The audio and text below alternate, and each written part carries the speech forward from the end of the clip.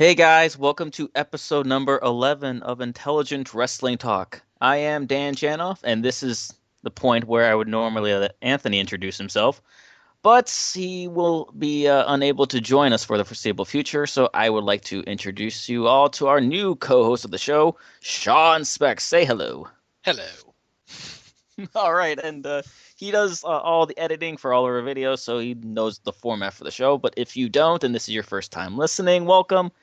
This is our weekly wrestling show where we talk about the week that was wrestling, give some wrestling news, have some history on us as fans, history in wrestling, and most importantly, Q&A with everyone in our Facebook group.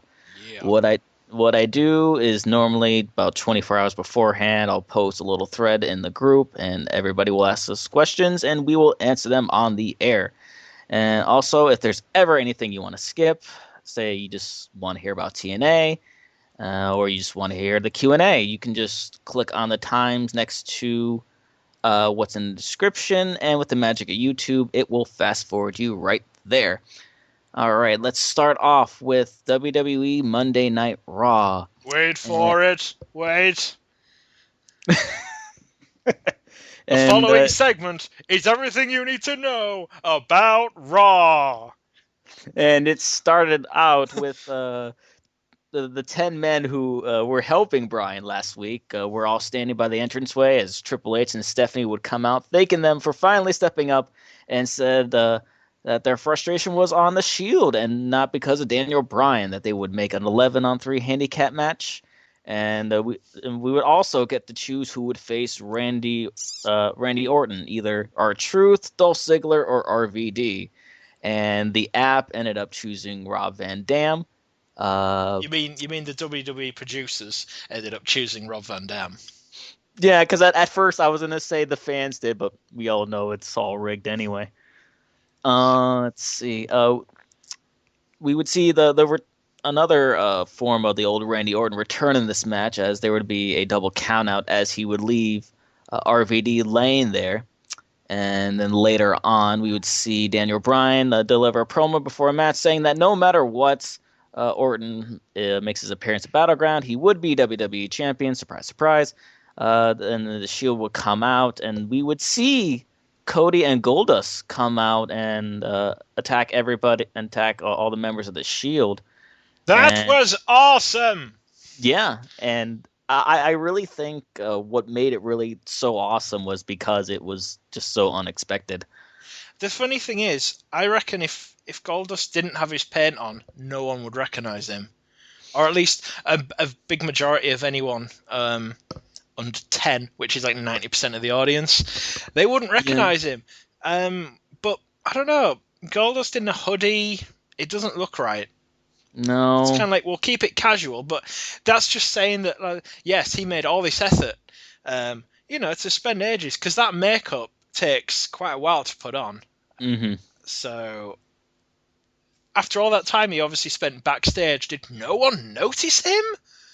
yeah, just some random guy sitting there with his face painted. I think, Do you think someone was just like, well, he's taking cosplaying a bit too far? yeah, apparently security's not really doing their job. No, what do you expect? They're just local indie wrestlers. They're not paid to think.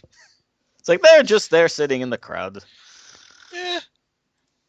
All right, and then we had the 11 on the Shield in the handicap match, where I thought Roman Reigns was a huge standout for me in this match, even though they would end up losing. Um, Everyone seems to always talk about Ambrose and Seth Rollins being major players in the Shield. I also think Reigns could be up there with them as well. Mm. Also, I was keeping track of the eliminations, and if I'm correct in thinking, Reigns got rid of 3, Hmm Ambrose got rid of 2, and Rollins just got rid of 1. But that one elimination actually did a lot for Rollins. I don't know, Yeah, it just kind of, it almost made him look more of a threat, because if you've noticed in the 6-man tags, he very rarely, if at all, is the one that gets the pin.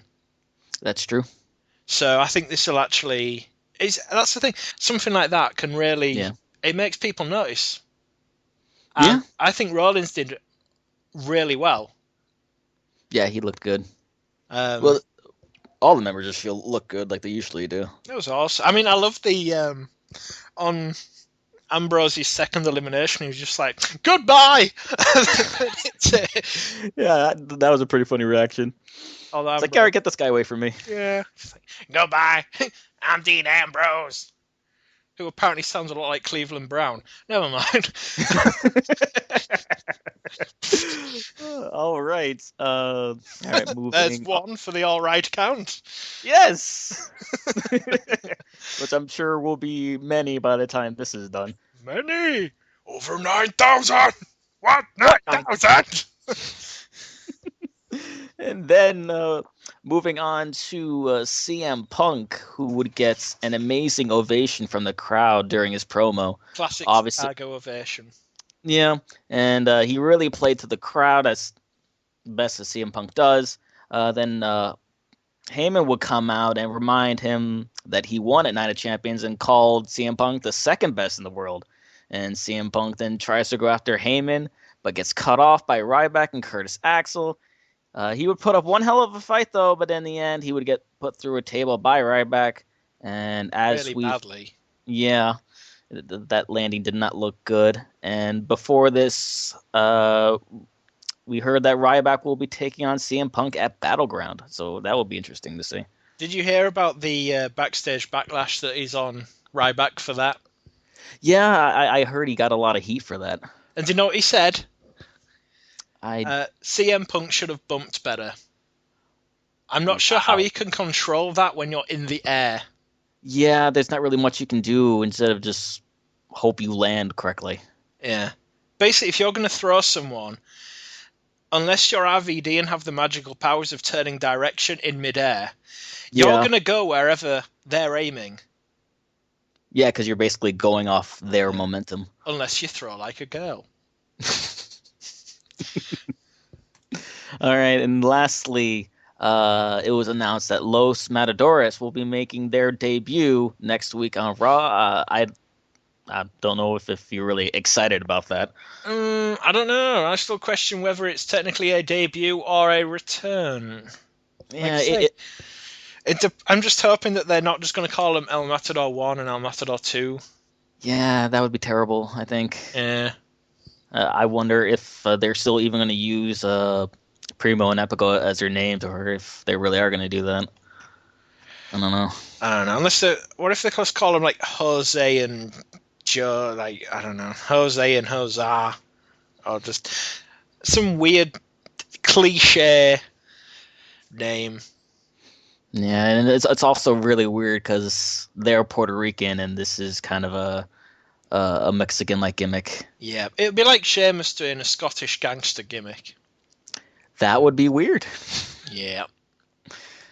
All right, that's about it for Raw. I will give the reins to you for NXT. Yes, the following segment is everything you need to know about NXT. And I have notes to read. All right. Before the intro even occurred, there was a really funny segment with Tyler Breeze, and they were talking about the tag team turmoil elimination match, and then the line that Tyler Breeze said that I don't know if people missed it, but he said he would clone himself just so he had his own tag partner because he so much did not want to team with CJ Parker. Nope. And going by the reaction that CJ Parker gets, he's supposed to be a face, and people just don't like him. Yeah, he doesn't seem to be too over with the crowd. No, I mean, that match started with... Oh, and I just want to say that Tyler Breeze in that segment just reminded me of a young Dolph Ziggler. Yeah, I can see that too. But it started off the first sort of pairing, Enzo Amore and Colin Cassidy. And I think it was Enzo said a rather odd line that he has winning streaks in his underwear. Yeah, that was a little weird. It was hilarious, though. It was clever. It's like, you know. Yeah. And the first opponents for them were Breeze and Parker. And judging by the reaction, Tyler Breeze is now the most over guy on NXT. Mm-hmm. There was even a Breeze is gorgeous chant No love for CJ Parker. Yeah. And I don't know, Parker kind of got his team defeated pretty quickly, and Breeze wasn't happy. And then Rusev and Dawson. That's an interesting pairing that they've put Rusev with Dawson. Yeah. But yeah, an epic spinebuster by Dawson. And then a really random roll-up eliminates Dawson. Yeah. And then, here come the Ascension, which is awesome. I love their music, I love their gimmick, but I do think that Kenneth Cameron was, I don't know. I think he had more of a presence. I mean, Rick Victor's pretty cool, and he does fit perfectly, but Yeah. I see Rick Victor as more of a third person in a stable rather than one half of a tag team. So, I mean, if they ever got Kenneth Cameron back and had those three, that'd work. But a bit of history on the Ascension. That was actually that started as not a dark stable at all. That was led by Ricardo Rodriguez originally in FCW. How things have changed. Yeah, very much so. And they take apart Amore and Cassidy and become the new number one contenders. I was expecting more teams than that, but they win easy peasy, lemon squeezy. I also have some fun facts about NXT as well. All right. Rusev has been in WWE for a while. I'm just wondering how many people saw him just as another big guy back in FCW. He actually used to beat up Scott Dawson quite a lot. And it's great to see that the jobbers of FCW have actually been given new gimmicks and chances, and they're doing well. Guys like Tyler Breeze, who used to be known as Mike Dalton, and then there's CJ Parker, who was always known as CJ Parker as far as I know. Aiden English, who didn't even get an entrance before, and now he's getting really over, and he comes out singing, and the crowd love it. Mm-hmm. And in the words of DDP, that's not a bad thing. That's a good thing.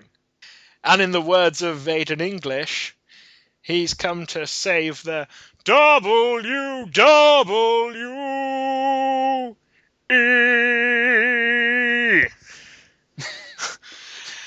And then, you're welcome. We had Sasha Banks versus Bayley.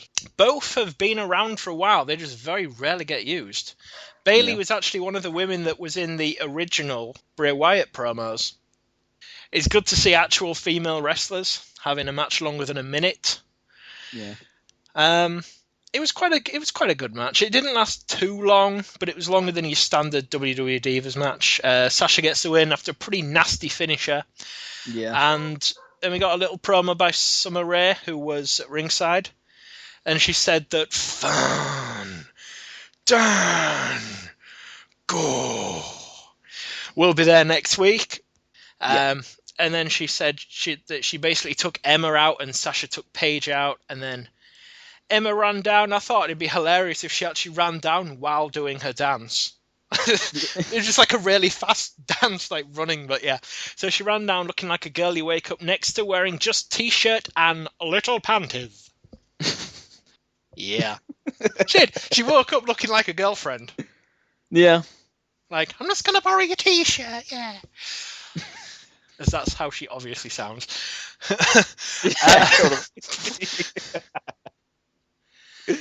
And then we had Aiden English in action.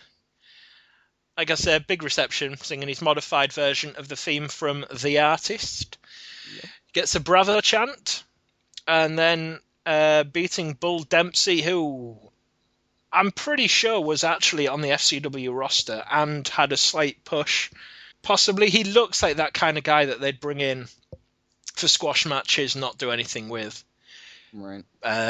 It was just weird. It was like a total role reversal, because guys like him usually treat guys like Aiden English like that. So having the roles reversed was quite cool. And it was a convincing win as well. Yeah, he looked good. Crowd wanted an encore, which he did, and then he took a bow. But it definitely seems to be a place where you can really do gimmicks. And the gimmicks get really over. Mm-hmm. And then we had a backstage bit with Summer Rae's boobs being interviewed by Renee. That is where the camera was pretty much aiming for 90% of the time. That is true. The boobs basically told Emma to get a tag partner for next week. So it looks like there's going to be a mixed tag match. Summer Rae and Fandango versus Emma and who do you think? I don't know. I haven't really seen much of a connection with another wrestler in there. I guess they would just pick some random guy. I'm not sure. Unless she gets a WWE guy as well. That's entirely possible as well. So who from WWE would? Oh, I don't know. Maybe they'd send down a guy like Justin Gabriel or one of the lower card guys, Zack Ryder, or him. possibly. But see, I'm trying to think who's sort of feuding with Fandango. It's Miz, isn't it? Really, or is it? Is it Miz? I think he was for a while, but Miz kind of caught up with Triple H and that whole thing. Andy. Yeah. Yeah. So I don't know. We'll have to wait and see for that. But unless it's a debut, it'd be awesome if it was called Cabana. That would be great. He's been doing all sorts of stuff. It's just not a lot of it gets reported. But he's been at the the new NXT. I don't know what you call it, training facility. Yeah. He's been there quite a bit, doing commentary and whatnot. Yeah. And a few things there. So I don't know. I mean, if he gets a job there, it'd be awesome. Yeah, I would love to see that. Don't chant Scotty Goldman at him. Yeah, that would be great. And if they do bring him on TV, he needs to be Colt Cabana. Yeah. Because then all that name dropping that CM Punk's done is wasted. Yeah, it becomes completely irrelevant. Yeah. So yeah, and then we had a really confusing P Diddy bully advert. Like his T-shirt said "Invisible Bully." Mm-hmm. Is he a bully? Is he invisible? Maybe he's both. Yes, he doesn't. Maybe he's just an invisible bully. So I don't know. But then we had a match and a half, sort of. Yeah. Chimera versus El Generico, or should that be Ricardo Rodriguez versus Sami Zayn? But if you look very hard, it's in fact El Local versus Sami Zayn. Mm-hmm. That match should have gone on longer. Yeah. But I would have liked it too. It was a good match, though. And random fact, Sami Zayn did a house show in Canada. Really? Proper WWE house show, yes. Does anyone else think that he looks like a skinny Seth Rogen? A little bit. I could sort of see that in his face. Yeah. Mm-hmm. And then Bo Dallas comes out after his match and he's all heel. He says he's healed, but I hear that, kind of emphasis on the word heel. Yeah. Healed. He's healed. Yeah. Interesting. Yeah, that's the thing. Little things. Also, I had a question I wanted to ask you, and something that I think people in the comment section down below would be I'd be interested to hear thoughts on all that. Do you think an NXT title match should be on a WWE pay-per-view? It would be great exposure. Yeah, and it would be something great that they could open up a show with and possibly get people to look for NXT. Especially if it was Sami Zayn in the match. Yeah. He doesn't even need to win, but if he puts on a match like he did with Cesaro a few weeks back... Yeah, that would be great. It would be insane. There'd be no way that they could possibly leave him in NXT. He would have to come up to the main roster because people would just, they'd almost... The protest, they'd cause a riot. Yeah, and they would be calling for his merchandise, and they would buy the merchandise, and if he's selling, you have to put him on the roster. This is why I really want him to have the El Generico mask, because that mask would sell so much. Maybe it's something in the future. Maybe they'll try something with a second gimmick for him as he's wrestling in NXT or maybe when he comes up to WWE. Exactly. Also, going back to Colt Cabana, they could have him as Matt Classic. There's that too. Imagine El Local and Matt Classic as a tag team. That could work, I think. Yeah. Let's see. Oh yeah, yay! Chris Hero's back, and he wants to interrupt Raw, which gets me thinking of the. He could be a Heyman guy in the future. I think it's entirely possible. Certainly has the history with CM Punk. And the whole reason why he's away because of his weight issues and stuff. But it looks like he has lost quite a bit of weight. He looks good. He looks ready, like he's going to knock the shit out of people. Yeah. And also, will anyone actually get John Cena's Fastlane game? No, I know I won't. Yes, in the words of Dean Ambrose, nope. Mm-hmm. The main thing on NXT was the Triple H announcement. Basically says, if anything happened to the main roster, he could replace them easily with anyone from NXT, which is... It's stuff like that that really shows how serious WWE take NXT. Yeah, the fact that he even appears on the show. Yeah. And then he gave, because Dusty's out, here comes the new GM of NXT, JBL, who... What a confusing promo that was. That is basically a contradiction of everything he has said on Raw and SmackDown about the Rhodes family. Yeah, it wasn't good. It made no sense whatsoever. Normally, I love hearing him do promos, but that just made no sense. Yeah, I didn't like it either. And that is everything I have for NXT. I told you there was a lot of notes, but that was... I think there was stuff there that needed to be covered, really. Yeah, and I'm sure the listeners will definitely appreciate that. Hey, all the better do. I know where you all live, listeners. All right, let's get into now TNA. The very opening of the show, we would see Bully Ray come out and talk about what Dixie did to AJ last week and commending her in that. And then that the rest of Aces and Eights would come out, confront Bully again.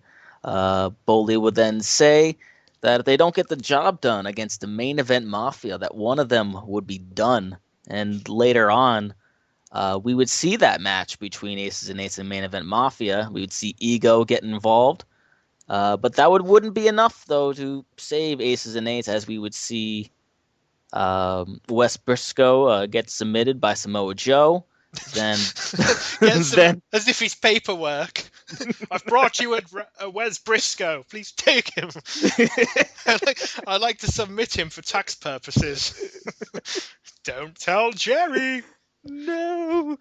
By the way, that whole stipulation wasn't really properly said by Bully Ray. He said if they lose, someone's gone, but he didn't say the person who gets pinned or loses the match goes. He just said he'd basically get rid of one of them. Yeah, that's true.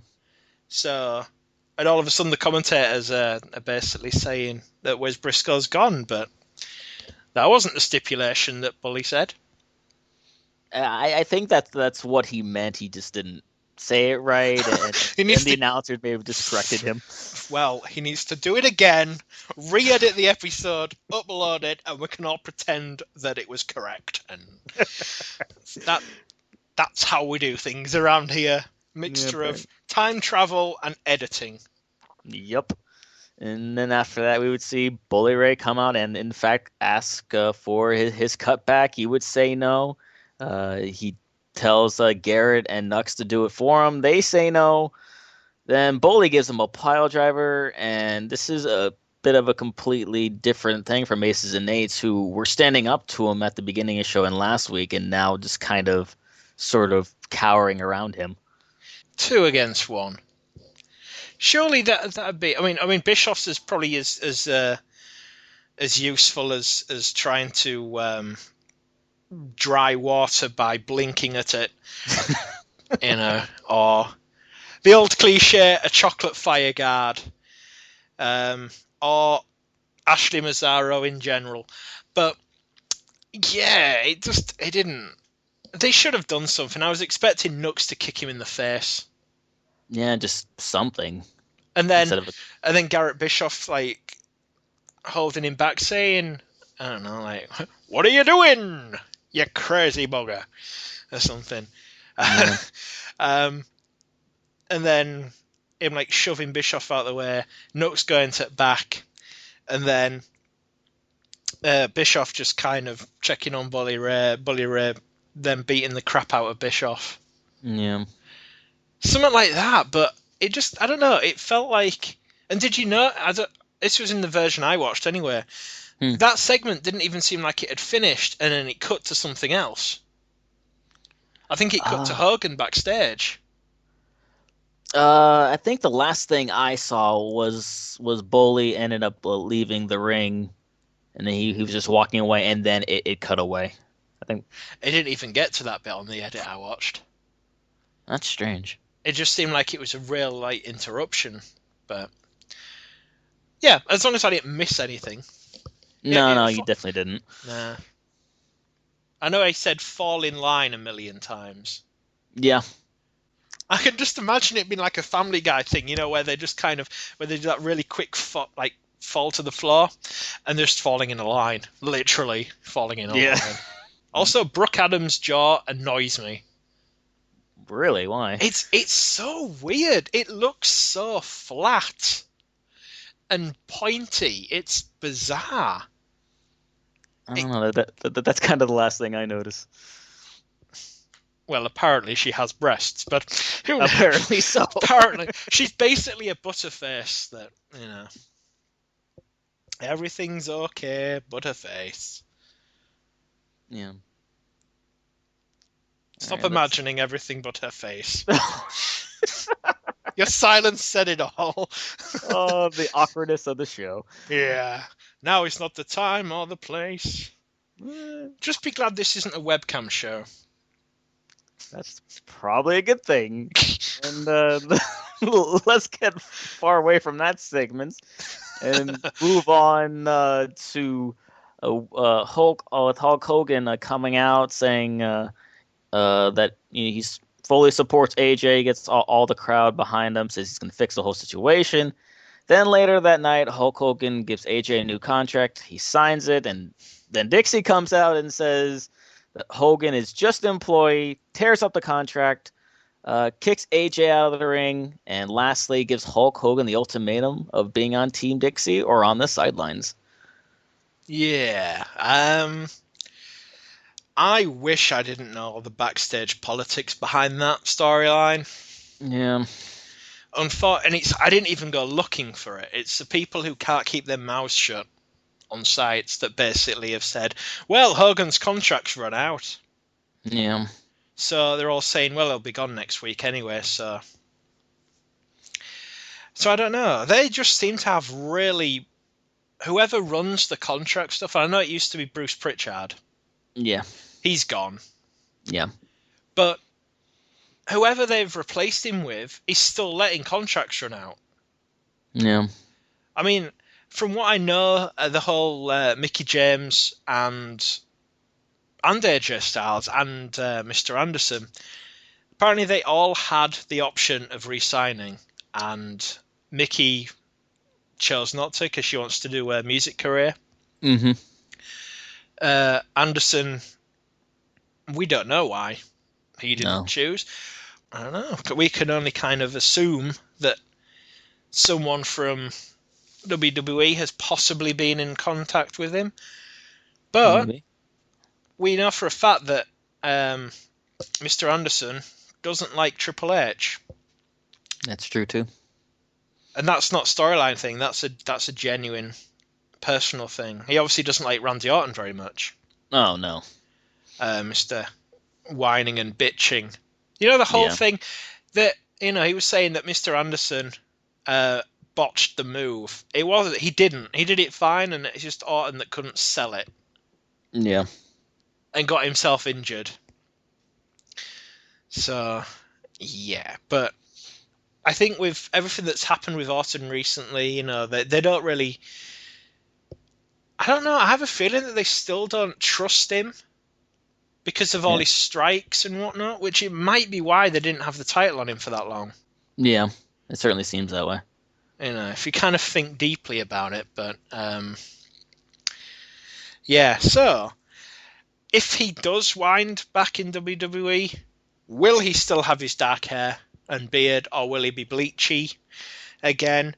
Will he be going back to be sort of limited? Because his first promo in TNA was essentially him saying that Triple H said he was too funny, and they just sort of took away everything that made him stand out, even chewing gum. So I don't know. I think he'll probably end up in Japan for a bit first. Yeah, it's a possibility. Just till his 90 days expires, possibly. I mean, apparently it's fine to wrestle in Japan. The 90-day contract thing only seems to be between WWE and TNA. Yeah, it seems that way. It's really childish in a weird way. Yeah, it's like once you leave us, you can't wrestle anywhere else for this amount of time, or else. Yeah. Or else there'll be trouble, mister. I'll put you over my knee, give you a spanking, man. Spanker day! Or Spankerson?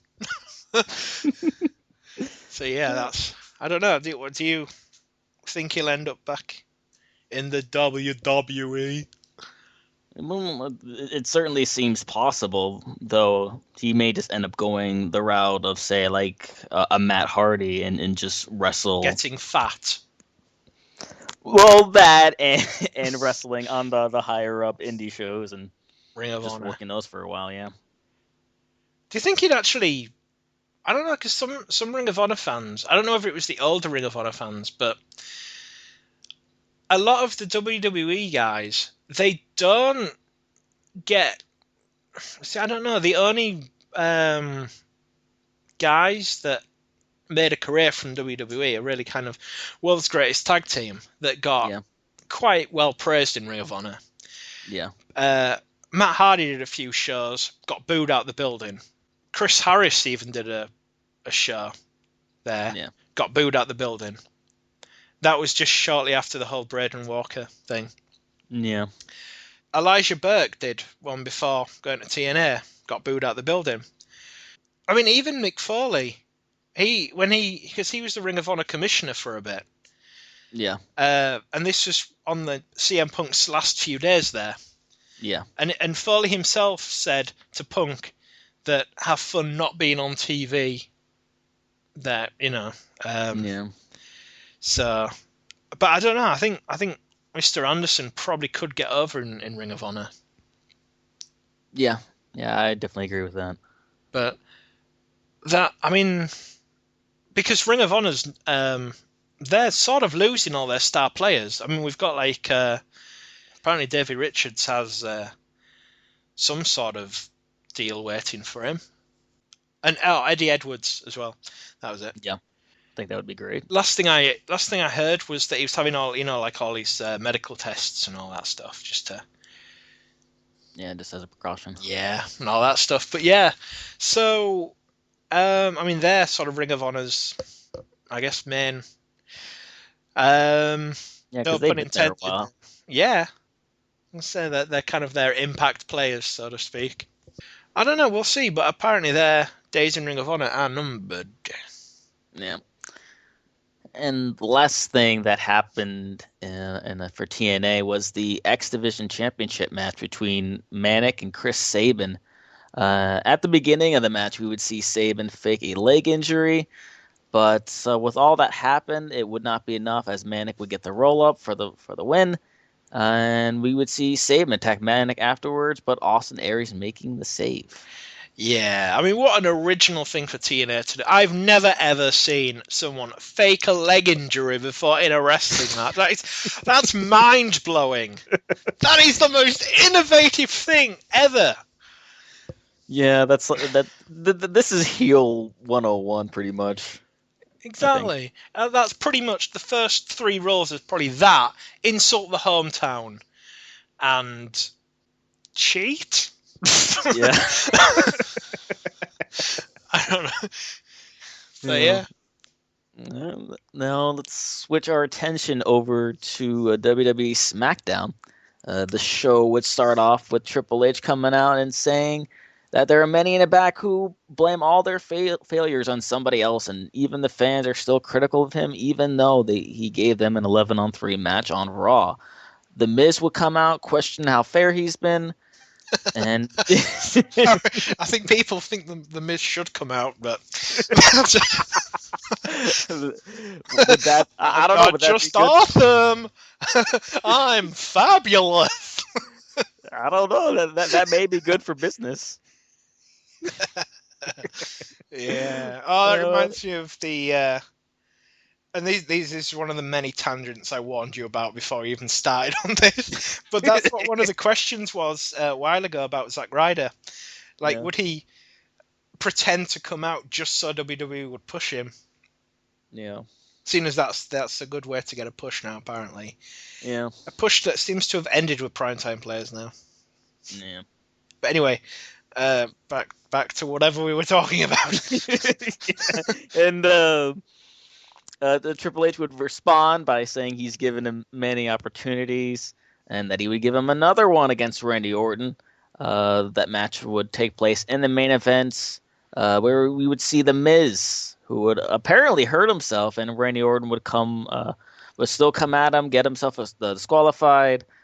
Triple H would then come out and say, Orton, you got yourself intentionally disqualified. I'm going to restart this match. And he makes it a no DQ where Orton would basically just pick apart The Miz and win the match. Do you think this is a way to get Miz off TV for a bit? Is he doing a film, do we know? Not that I know of, but it certainly wouldn't be a bad way to get him off television.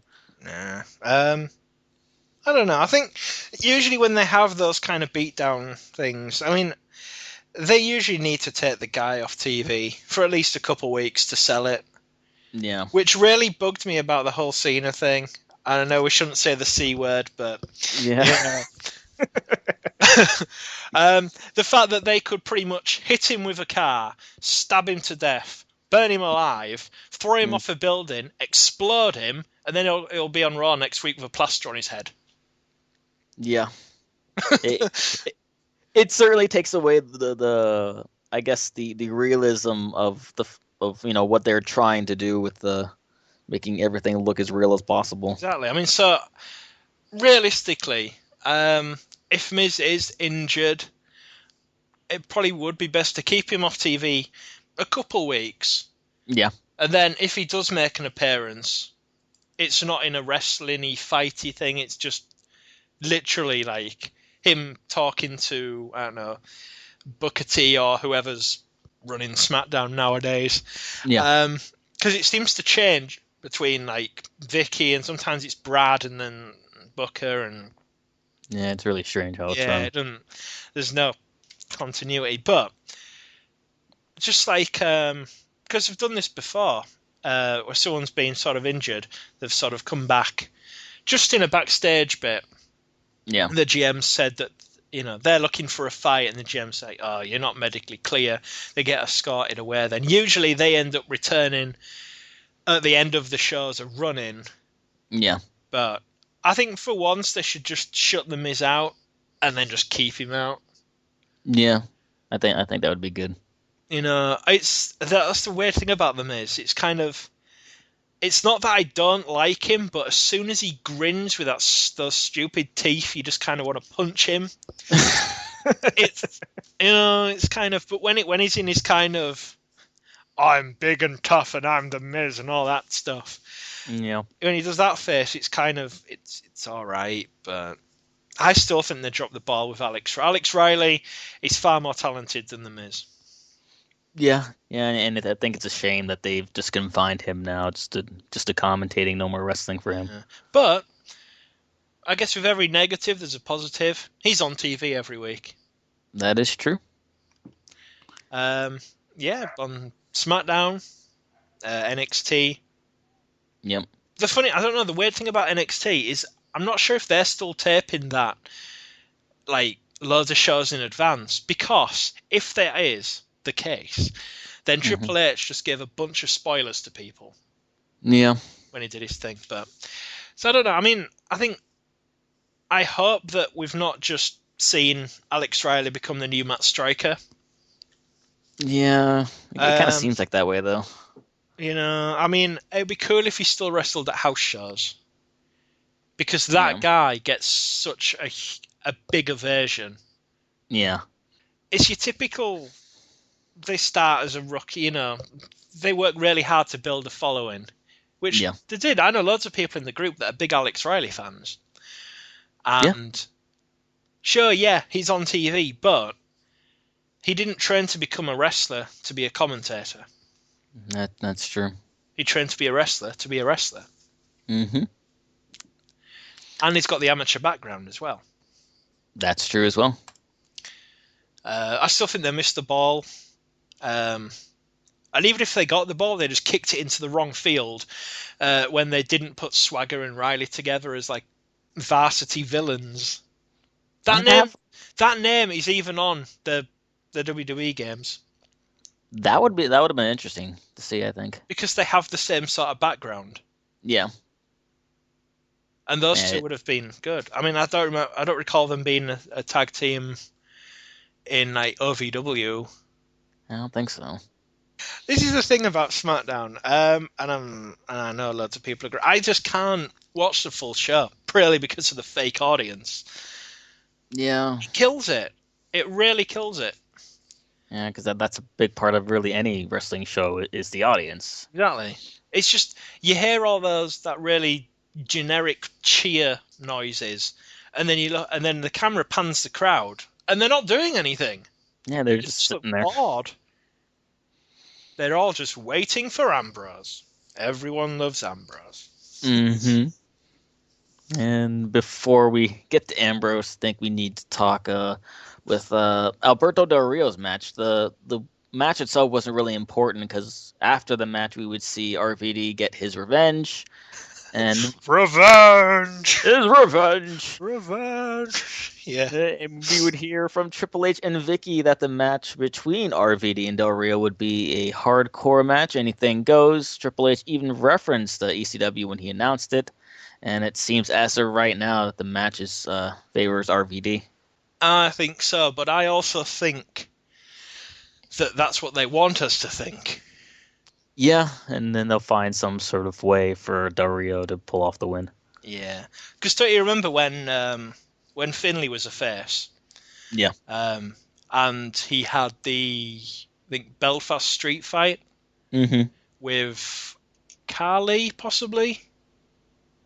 Yeah, and I don't remember. I think he had it with a few people, I A think. few people, but he never won one. Yeah. And that's the thing. If it's a face challenging the heel to, I don't know, a gimmicked name match like that, chances are the heel is going to win. Yeah. Or vice versa. If it's the heel challenge, it was like when Sheamus was a heel. And what's happened to him? Is he injured? I don't know. He's just vanished. They just took him off TV. He's gone back to Planet Potato. And then, he has literally just disappeared. And but when he was feuding with John Cena, Mm-hmm. and he had like some sort of street fight, Cena won. Yeah. It's just like, don't challenge people to like a gimmicky street fight. You never win. Yeah, but apparently not, regardless of heel or face. Unless you challenge someone to your opponent's Yeah. thing. Yeah, Oh, that there's just blow too many minds. Yeah. Like someone challenges Heath Slater to a 3MB street fight. I know that doesn't even make sense. What, you're going to use Jinder Mahal as a weapon? Just pick him up and start throwing him at people. That would be impressive. Air India! Oh, wow. All right, let's continue on here. We would see Dean Ambrose take on Dolph Ziggler. Dean Ambrose. And Dolph Ziggler would have some backup in the form of Kofi Kingston and once again RVD making an appearance. The match wouldn't last long. It would turn into a 6-man tag in which the Shield would end up getting the win. That was That was probably my favourite match on SmackDown. I mean, their 6-man tags are so cool. Mm-hmm. And Seth Rollins, when he does the, I guess call it curb stomp, much like Paul Burchill used to do, but he's done this for years. From the top rope. And then the other guy either hits his finisher or just pins like that. It's so fluid. And that's the thing about Seth Rollins, Tyler Black, whatever you want to call him. Mm-hmm. He's always been so picture perfect with his timing, with his accuracy of his move. Yeah. And it's something that he's had before FCW. He's obviously perfected it in FCW, but you look at his indie matches, he's always had that. Yeah. So I don't think it's fair that inevitably WWE are going to turn him into the new Justin Gabriel. Yeah. Or they're going to team him with Justin Gabriel. I really hope it doesn't happen. Because he's definitely somebody who could do a lot for them. Yeah, exactly. He has that look as well. Mm-hmm. Also, I'm hoping that Sami Callihan debuts soon. Because, he had those tweets. What's he called? Crow. Solifer? Something or other Crow? Sullivan, I think, maybe? Is that it? Something like that. Yeah. But him and Rollins could be a good mix. They have a sort of similar look. I'm hoping that if you're familiar with Jimmy Jacobs, yes, I'm hoping that he gets there at some point. That would be interesting to see. He has a perfect Ascension look. Oh yeah, definitely. But I'm hoping that Crow possibly might have something to do with the Ascension, and he might get them called up to the main roster. Maybe as their manager, or I guess it's kind of like he could be the Raven to Raven's flock, so to speak. Yeah, possibly. I can see that. But Sami Callihan's awesome. So yeah, I don't even need to say anything else. Anyone who hasn't seen him, look him up. Yeah, look him up, but watch this show first. Yeah, and then do it afterwards. Kind of make a note. Yeah.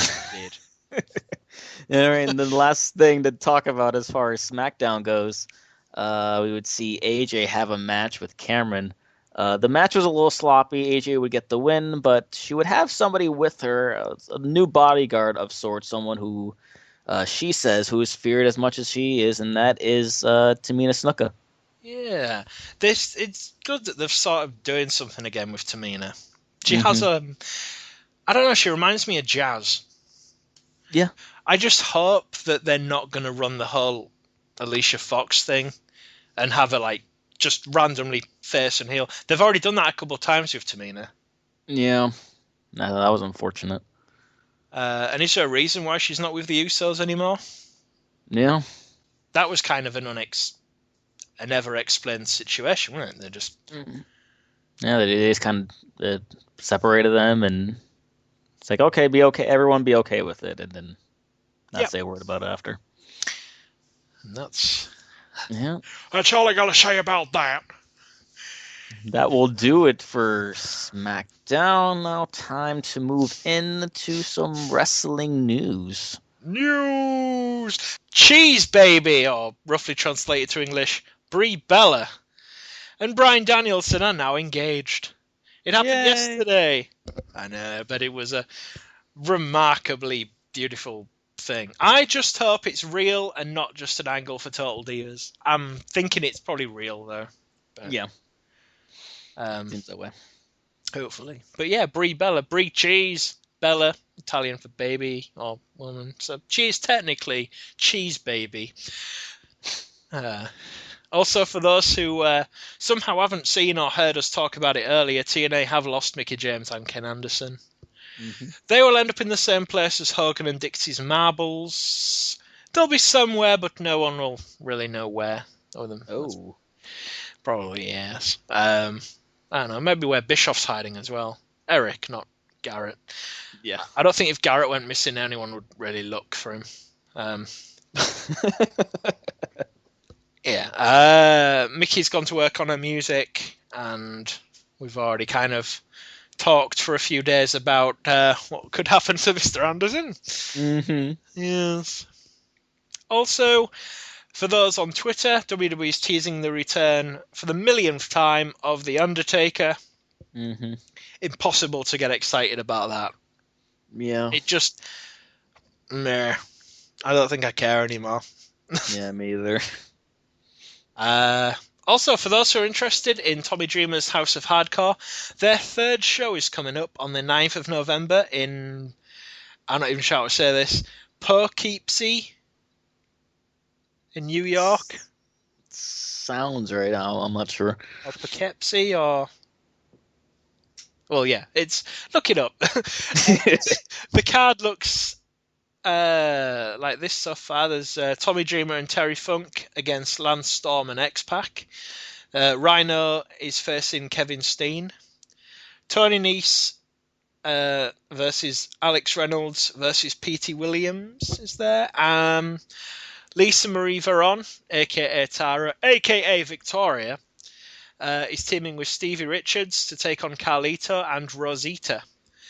Also confirmed for the show is The Beautiful People, Goldust, Matt Hardy, Luke Gallows, Homicide, Eddie Kingston, Ruby Sky, Sanjay Dutt, Lance Hoyt, Devon Dudley, and MVP. And that's probably one of the best lineups they've had to date, I think.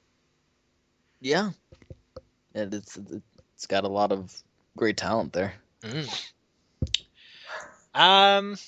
That's all the interesting news I have, really. Everything else is kind of stuff everyone already knows or doesn't care about. All right, then we'll shift now to Know Your Host, and with the new WWE game on the horizon, what better topic to talk about than our history with video games? What was the first wrestling game you either played or bought, or were they both the same game? Well, I remember I played one for the original Nintendo, but for whatever reason, the name just escapes me. The first one that I remember the name of was for the Genesis. It was the WWF WrestleMania game. Yes. So you see, the funny thing about that game is, depending on what version you got different characters. Really? I didn't know that. Yeah. The weirdly enough, when it was released on PlayStation, the roster was actually worse than on the Genesis / Mega Drive. The one on the Mega Drive / Genesis, they're the same console, but actually had more star power on it, and I believe had an extra character or two. That's interesting. I know only one or two versions actually had Razor Ramon on it as well. Yeah, I think mine did, because I remember on the cover. I think he was on the cover of my version. Did yours have Lex Luger on it? Because he was one that only appeared on certain versions. I know Shawn Michaels was on all of them. Yeah, I remember he was there. Was Doink on yours? Yes. Doink's probably another one that was on all of them. Undertaker obviously was on all of them. Yokozuna wasn't on all of them, from what I remember. Yeah, I don't remember if he was on mine or not. Yeah, I mean, it's strange that I don't know whether it was about pixel data or what, but yeah, there's, depending on what console you had a few different characters there. Yeah. I haven't played that game in ages. I always liked playing the the arcade one that was sort of Mortal Kombat-y. Yeah, that was one of my favorites. Yeah, it actually had fatalities on it, sort of fatalities. Yeah. But I mean, the cool thing about that is the little details. Like, it actually had Vince McMahon announcing the match lineup, like saying, "Here you go, Hulk Hogan versus Ultimate Warrior," and whatnot. And that's something that they kind of did for the early SmackDown games. Obviously not the first two, because they didn't have anything. No, they didn't. Other than the intro that had, I think, Michael Cole or JR saying something, but it was so distorted that you couldn't really hear what it was. Yeah.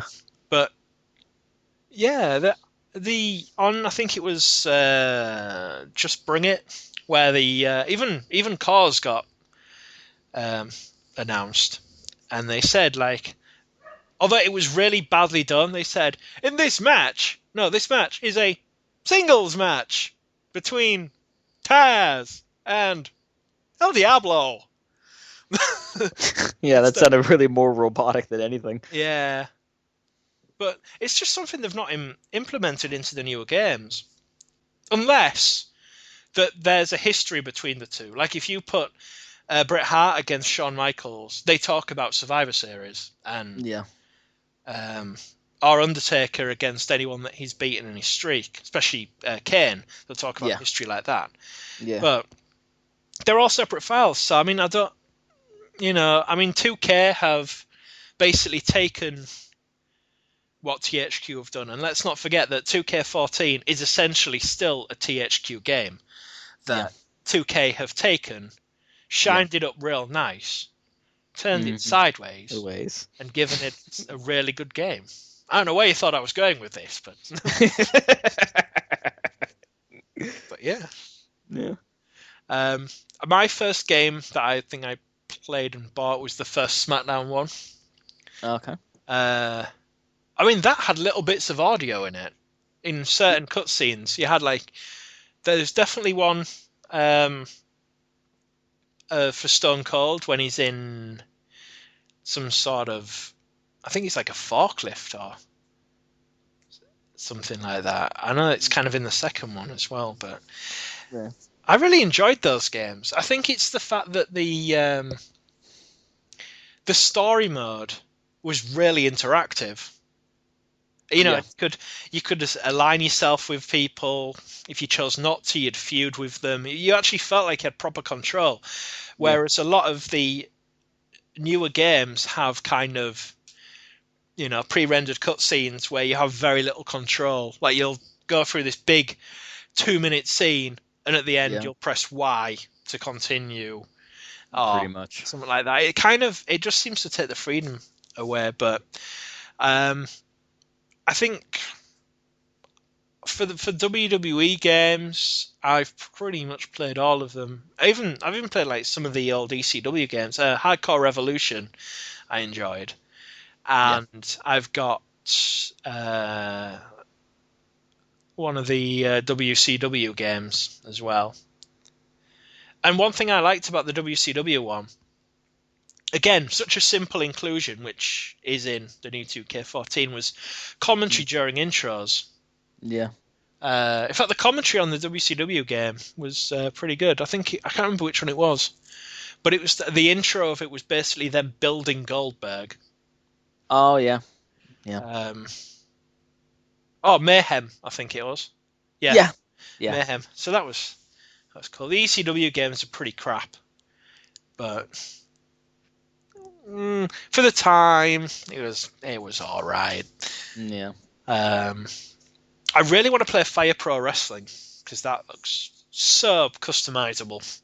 Yeah, I heard a lot of good things about that. Yeah, I mean, is there any? What's your favorite wrestling game you've played? Probably No Mercy. I probably had the most fun with that one. Yeah, that was cool. See, I really liked Raw 2 as well. Yeah, that was a good one. Anything that gives you quite a lot of options for customization and stuff. But I mean, the issue with Raw 2 was everything was fine until the match started. Yeah. It just wasn't, it wasn't great. Everything seemed like it was like they were all on the moon, and it was all kind of really sort of floaty and slow and clumsy. But the roster was awesome. Because it had Jamie Noble on it. That's true. And that is the only WWE game he has actually ever been in. Although, he has motion capped a lot of them. So I guess you could say that he is sort of in them, just not, not textured or anything like that. But, yeah. Right. But yeah, I'm definitely excited for 2K14. Superstar Heads is going to be so much fun. I see a lot of possibilities for for both me and Michelle's crazy shenanigans. Definitely.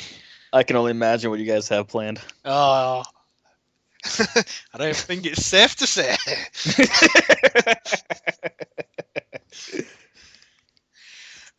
I wonder if you can use diva heads on males. I wouldn't be surprised if there was an option for that. Oh, better yet, male heads on divas. Oh my. Look at Randy Orton's lovely bosoms. Oh god. Bam! Oh wow. Yeah.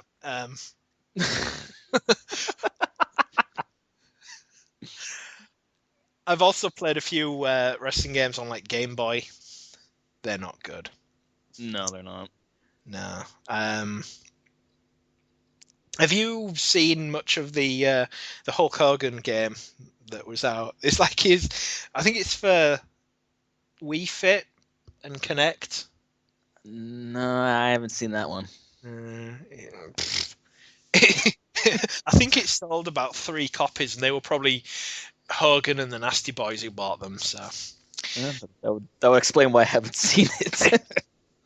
it's pretty much like the worst. I think it was voted the worst game ever. Wow. That's all I can really think of for that. I'm sure as the release date for 2K14 gets ever closer, I'm sure we'll talk about it a bit more once we know more details. Yeah, I'm sure that'll announce a whole lot more, considering that it is coming out next month around this time, right? Or is it early November?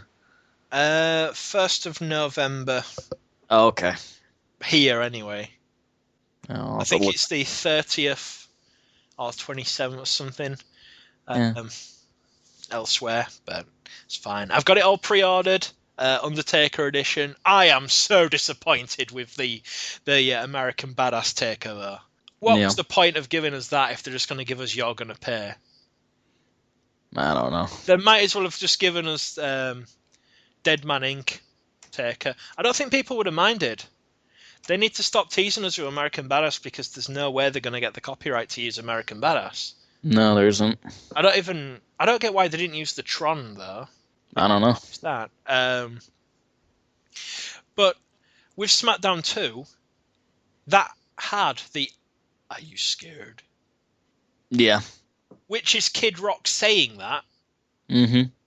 And yet they didn't use the actual song. That's really strange. It doesn't. I know it's a really odd one. Like, I don't know what the copyright rule is with that song, but it's just like giving us have this random stock music I found down my trousers. I don't know why he keeps stock music down his trousers. I don't know. It's a really odd place to keep it. You think you'd find a better place for it? Move on from that before it gets weird. I think that we'll do it for that segment. Yeah. Wait a minute, the show's actually started. What? What's going on here? I thought we were just talking about things. All right. Let's get into the Q&A. Let's start off with Jade. What a beautiful name for a girl. He's a boy. What? Oh, that is all right. low. Sorry. It's all right. He says, I guess this is sort of in reference to Anthony leaving, but it says he looks like Tony finally sent Tony off running like a scolded dog after verbally beating him like a government mule for several weeks. While he recovers, let's get to know Dan and our new co-host. What kind of match do you get most excited to see? A pure chain wrestling / submission type match, high flying, fast paced cruiserweight match, hardcore match, or a back and forth angle resolving match with an invested crowd? For me, match stipulation. I don't know. Generally, I get more excited about who's in the match rather than what the match is, because, like, if I said I like street fights, Yeah. and then the only street fight they have, say they have like one street fight a year, and it's two guys that I could care less about, I'm not going to be invested in it. And that's like, in a way, that's almost like I'm contradicting myself. It's like, well, you said you love street fights. It's like, yeah, but the wrong people were in it, so I couldn't get into it. So for me, it's all about who's in the match as opposed to what the match is, really. That being said, I do still really enjoy light heavyweight matches. They're always just unpredictable, fun to watch. That's why I like watching X Division. But like I said, it's more about the people in the match than the stipulation. Yeah, I agree with that. Next question, second one from Jade. It says, time for a hypothetical. For this week, Triple H has said he will wipe the slate clean as of January 1st and has chosen you to set up all the angles for WrestleMania starting at the 2014 Royal Rumble. How would your have the angles play out leading up to Mania for each title and for the Undertaker's match, for argument's sake? Let's say Sandow has yet to cash in the Money in the Bank. Well, I think the answer would take too long to put together by all the detail he wants. So, just sticking to the Rumble itself, the winner, the championship match, and who faces Taker. Yeah. I'm going to combine the two and have the winner of the Rumble obviously go face the champion, but the runner-up be the one who actually faces Undertaker. Oh, interesting. As like a stipulation, probably set up by Undertaker to, it's like go for gold or go to hell, as in face him. Yeah. It's gonna be about the Shield if they're still together. But I've been thinking about this for a while. I mean, I don't hugely want Roman Reigns to win the Rumble, but I've got him as the Rumble winner. Last eliminating Ambrose, so Ambrose will face Taker. The Rumble itself sees the return of Evan Bourne and the debut of Chris Hero. Reigns wins the title at Mania. Ambrose beats Taker in a no DQ match. Help of the other Shield members, possibly. All right. Or, if depending on which way Chris Hero actually goes, could be a Shield, could be Heyman guy, but we'll just say it was just normal Rollins and whatnot. But before that, speaking of Rollins, he's in a match for the newly returning light heavyweight title, or a Money in the Bank match that is once again occurring at Mania, possibly. See, a part of scenario wanted me to picture Rollins actually winning Money in the Bank and then cashing in on Reigns. Ooh, that's interesting. Which would mean Rollins' face turn. Or, depending on how the crowd react, Reigns' face turn. I like your thinking there. But as for Sandow, I also kind of see him cashing in on Reigns, then losing either by Reigns' epic spear or just by interference by the others. But it's other than that, it's a tough call. But I can also, if the Shield is still together and still going strong, which it should be, it's only like a few months away.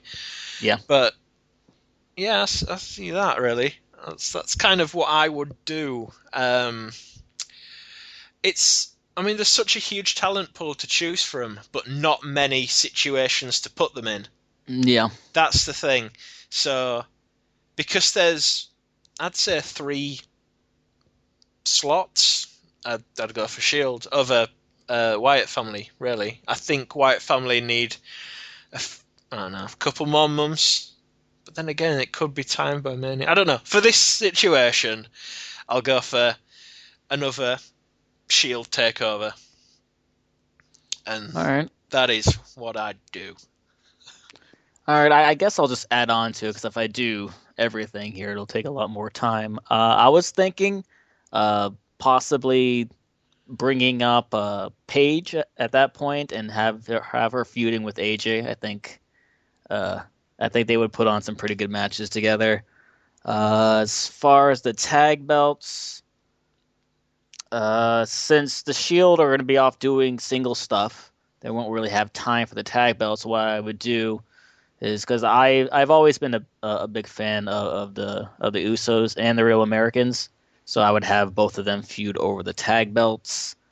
Let's see, and I would have for the Intercontinental title, I would have Drew McIntyre feud with Dolph Ziggler. That would be good. Yeah, I think they would put on some pretty good matches, Mm. and I didn't put anything down for United States Championship for some reason. I guess I must have missed that one. Yeah. Or Ambrose still has it. Or that. Possibly. I mean, by the way things are going, there's only going to be one person that they're going to take the belt off Ambrose and put it on, and that's Ziggler, really. Yeah. But it depends on if Biggie Langston turns face. He could take it, but it needs to be someone that... I mean, Ambrose is, whether people want to admit it or not, he is a high caliber star. Yeah, he is. Definitely. So it can't just be, I don't know, just anyone that takes it, because that would just devalue Dean too much. I think that's why people kind of, as much as they loved it, they would have wanted Ryder to take the title from someone not Ziggler. Yeah. Because in a way it kind of, I mean, it helped Ryder. I mean, I don't know, it didn't really damage Ziggler, but... Yeah, I think he recovered nicely from it. Yeah. But, yeah, so... I don't know. I mean, maybe they get rid of the US title, bring back the European one. I mean, that'd be perfect for Cesaro. Oh, yeah. Plus it'd give wrestlers from the UK something to fight for. Mm-hmm. So... That would be good to see them actually bring that back. Yeah. Okay, let's spend way too much time on that question, though it was a good question. Yeah, it was. It really was. Yeah. Next question from Tim, asking, seems to want to get involved in the show, asking if there would be a guest host for a segment or two, every now and again. No. I think the show needs to keep a certain maintained formula. Yeah, So especially since we're just, we're still starting out anyway. Yeah. I don't know. I think it gives it more of... I mean, I've seen shows do, like, I guess, open forums and whatnot, but without a definite host for things, it can seem a bit amateurish, and this isn't like an open mic night. Yeah, I think it needs its teachers and its pupils / listeners. that makes sense. I mean, I think the only person I'd want to join the team is Colt Cabana, because he's amazing at everything. Yes, he is. He can't deny it. All right, and yeah, speaking of Colt Cabana, our next question has a little bit to do with him. Another one from Tim, who asks, who are a couple of any stars, past and present, that have never been considered good enough by WWE Machine, and in your eyes, would/could be over on television? I have a small list of people that they have either sort of wanted, analysed, and then just sort of thrown away, or people that they just outright won. And it's... I'll just name a few. Main one, Austin Aries. They had the Yeah. chance to work with him. He even did motion cap for WWE games. They basically used the whole size BS about him. And then that was it. And now he's doing far better in TNA than what he'd probably do in WWE. Kevin Steen's another one. TJ Perkins, they had him, and they just used him as fodder for Sheamus. Yeah. Back on ECW. Jack Evans, Colt Cabana. They really should have done more with Brent Albright, aka Gunnar Scott. They had him as Benoit's lackey, almost. Oh, yeah, I think I remember him. And what people probably know about him and CM Punk, their chemistry and their feud that actually went through several indie promotions and then in OVW. So that was something that's kind of followed them around. Yeah. And then they just wasted him on WWE TV with really generic stock music, and it's a shame. WWE fans, who I do separate from wrestling fans, they'll only judge by what WWE shows them. They won't bother seeing them elsewhere. Yeah. Which is annoying. So yeah, they've had loads of the chances to do stuff, but either the timing's not been right or they've just been too ignorant to do anything. Yeah. It's more likely the ignorant bit. Yeah, I'll go with that as well. All right, to go with the next question here. Next is from Silva, who asks, "Who do you think currently has the most unfitting theme music?" I don't know. See, I want to say Stephanie, but that's me more not liking her theme. And the same for Orton as well. I hate voices. Yeah. But that's the thing. Unfitting doesn't mean do not like. She says currently, doesn't she? Currently. Yeah. Yeah. It's, I don't know really. Most people have like odd stock music themes that don't really go. Again, Colt Cabana's a big example. The Scotty Goldman theme was a pretty much a heavyweight sounding theme, and he was anything but a heavyweight. Yeah. So I mean, currently, I don't know. I don't think that everyone needs a rap theme. Yeah. I'm not hugely into AJ Styles' rap theme. Because I don't think it really does anything remotely related to his character. Yeah. Because let's not forget where he's from, and rap isn't like no, definitely not. Definitely not. But did you know? Little fun fact here as well. Ooh. His original theme, I think it's just called "I Am," but yeah, that was originally sung by Jimmy Hart. Really? That's interesting. Yes, and the remix one, which had the tone lowered, is the same basic song. They just lowered the tone. But yeah, the main singer of that is Jimmy Hart. I did not know that. All right, let's move on to the next question. First ever question from former co-host Antonius, who asked, Yeah, Tony V. He asks, "I predict that the next Heyman addition to would be a Heyman girl, specifically Paige. Who do you think will be the next Heyman star?" Chris Hero. Yeah, agreed. Especially with what happened on NXT this week. Why else would he want to invade Raw? Makes perfect sense to me. Exactly. Alrighty, let's move on to the next question. This comes from Michelle. Ask, if 5 wrestlers from anywhere appeared as DLC in the next Mortal Kombat game, who would they be, and what would you think their animalities would be? Yeah, see, I was dreading this question because no matter what animal I thought of, there was already a Mortal Kombat character that turned into it. And unfortunately, it's kind of like the most obvious ones. So it's sort of like Sting, you'd think, could turn into a scorpion.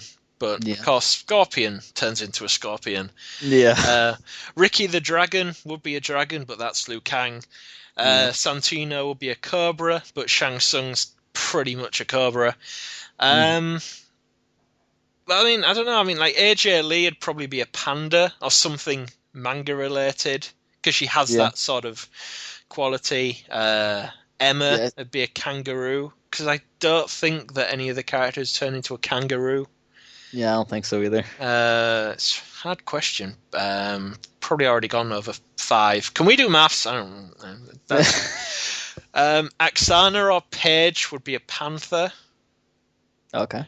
Vicky would be a cougar, but that's possibly too close to a panther. Yeah. Best one, Brodus Clay, jumps in the air, turns into a whale, just squashes the opponent. I like that one. Yeah.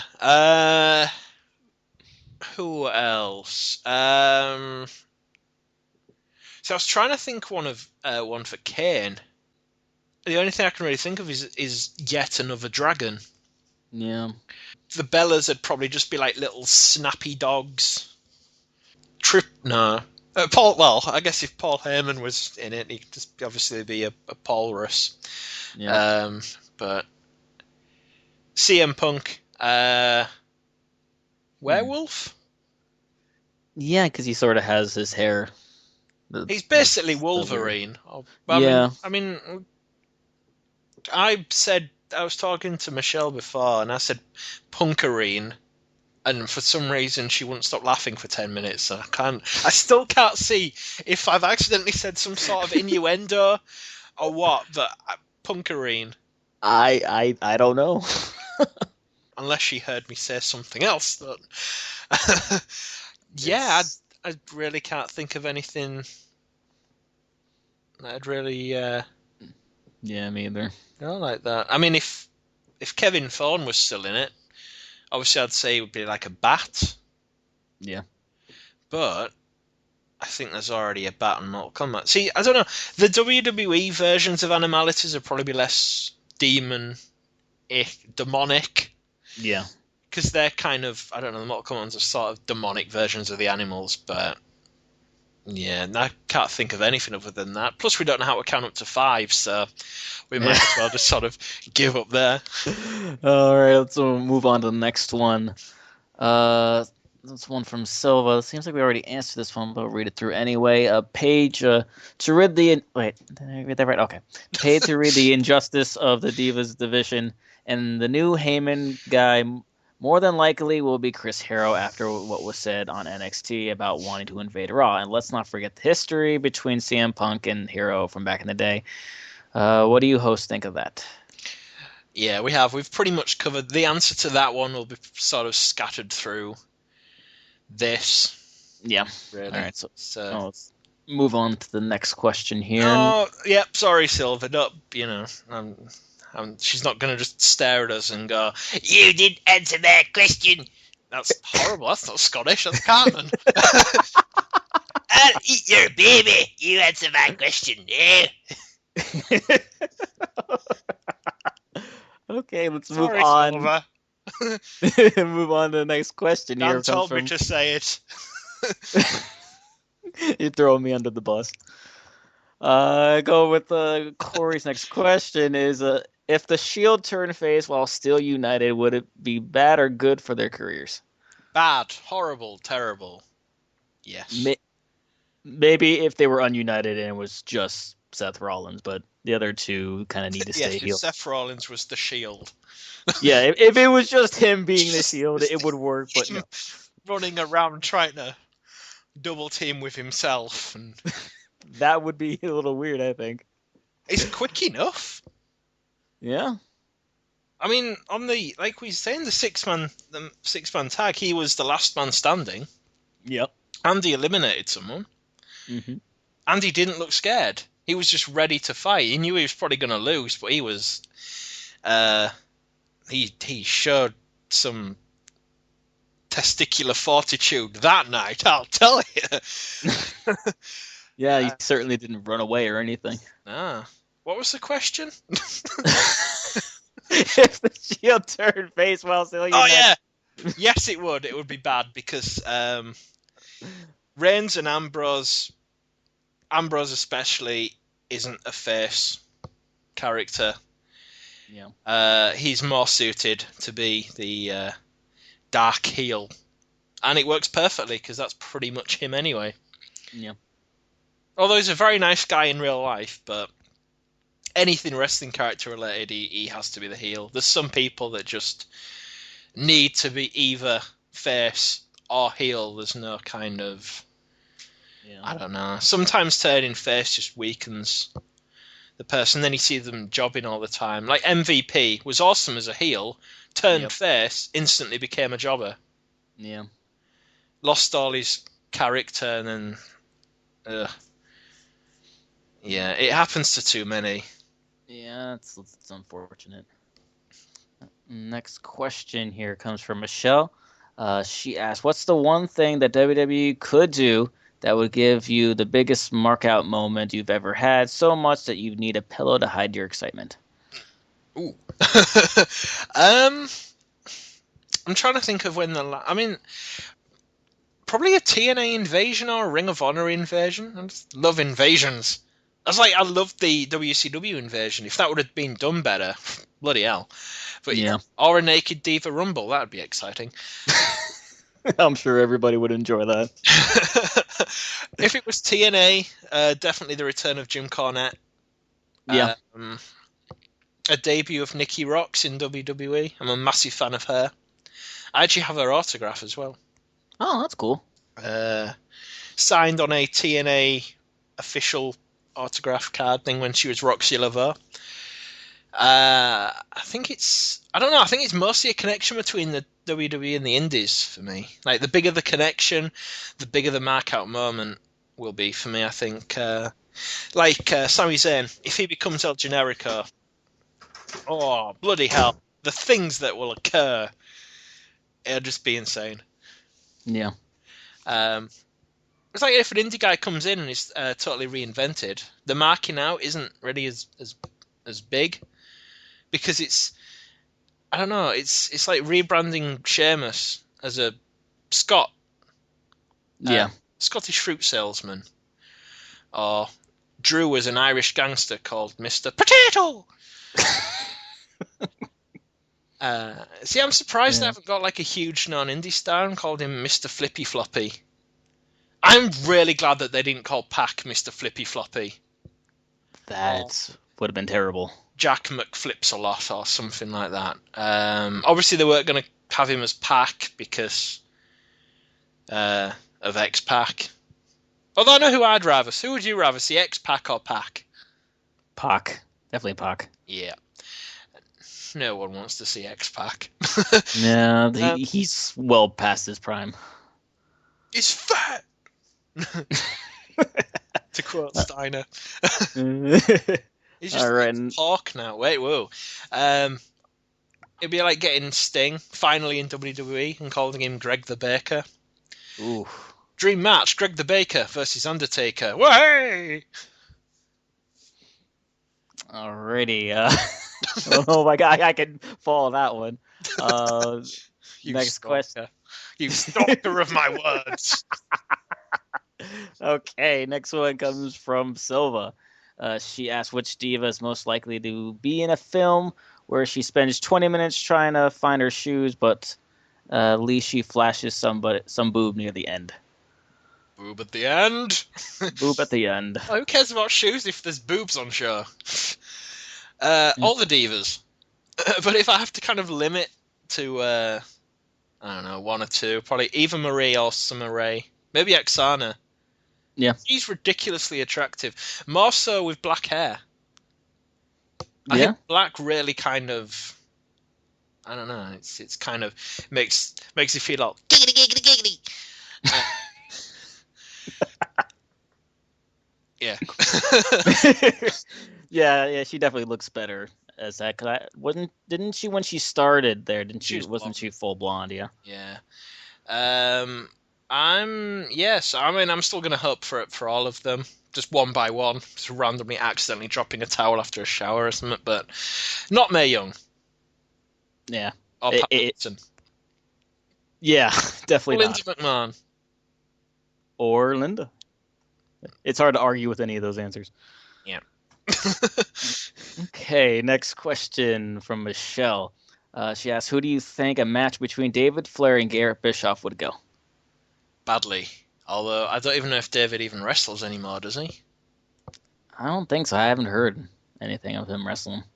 And if he does, it's probably in front of about 3 people.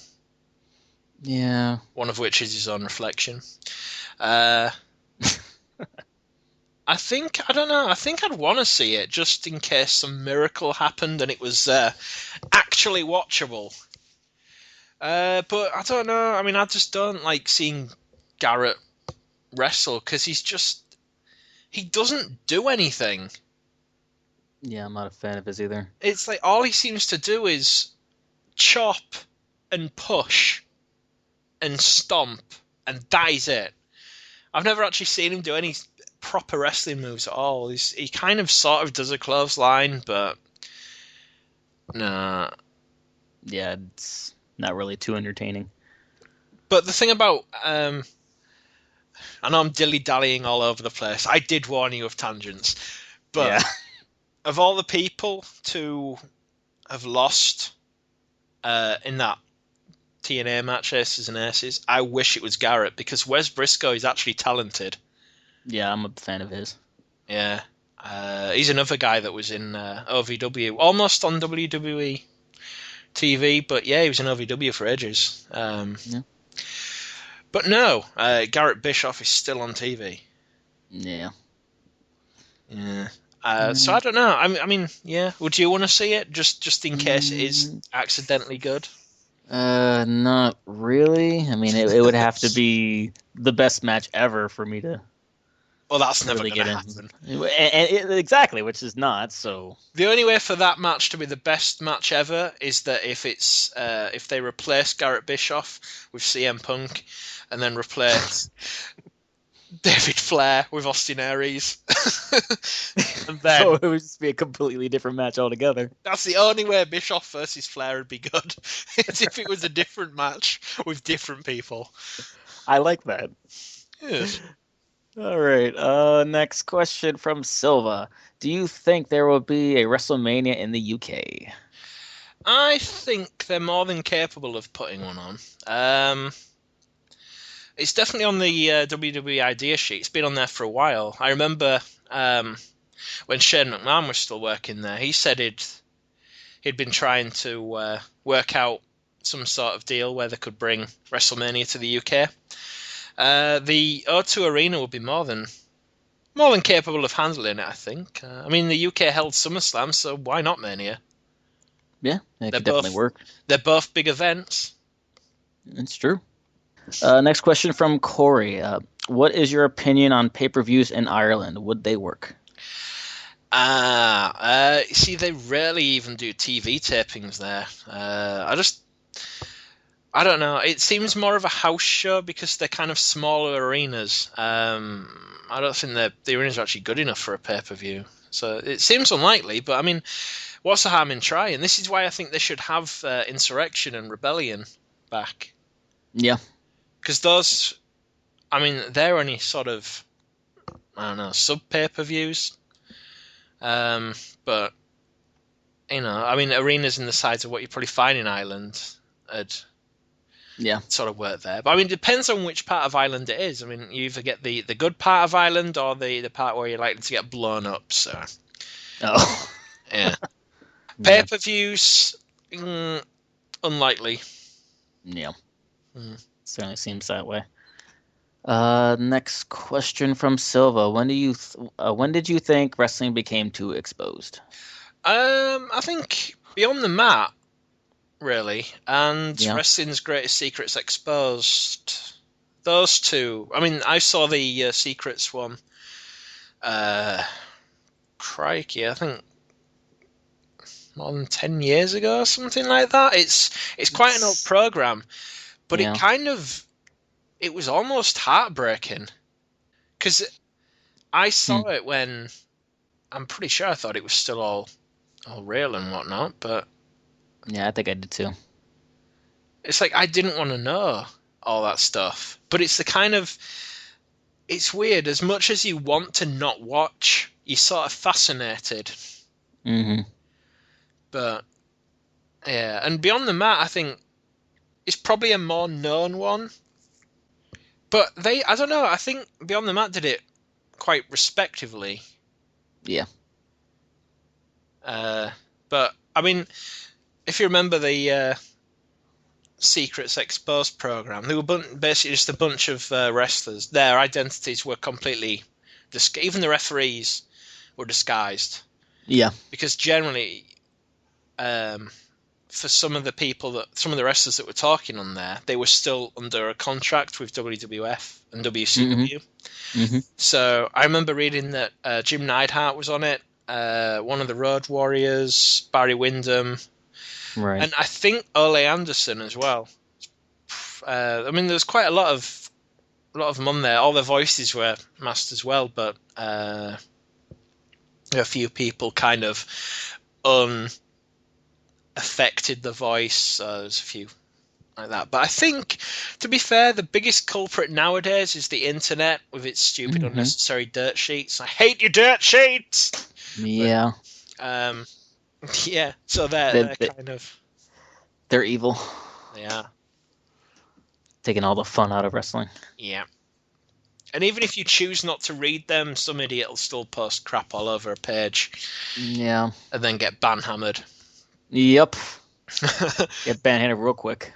By Rob Van Dam. All right, here. All right. All right.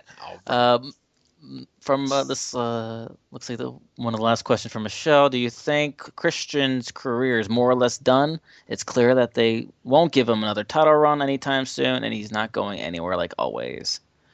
I think it is more or less done, to be fair. They brought him back. He had a few matches. He's already off TV again. Yeah. Whether this... I think this has to be just an angle, because I don't think he's actually injured. Yeah, I don't think so either. If he does come back, it'll just be... I don't know. He might have a couple matches with Shield. He might even be the one to dethrone Ambrose. Mm-hmm. It's a long shot, but I just think his age is... and it's really bad that when someone heads to 40, they're already old in the wrestling world, but... Yeah. It's weird, because careers nowadays are so short, really. It's like, you get guys coming up like 17 years old, and they've got till about 35. Yeah. And that's not long at all, but... it really isn't. So, it's... Yeah, I think he is. I think he'll only be used to get people over. That's the thing. I can't see him being made world champion. No, me either. The best he can get out of it is a desperate tag run, or like I say, US Championship. Anything other than that is just going to be nothing, really, unfortunately. Yep.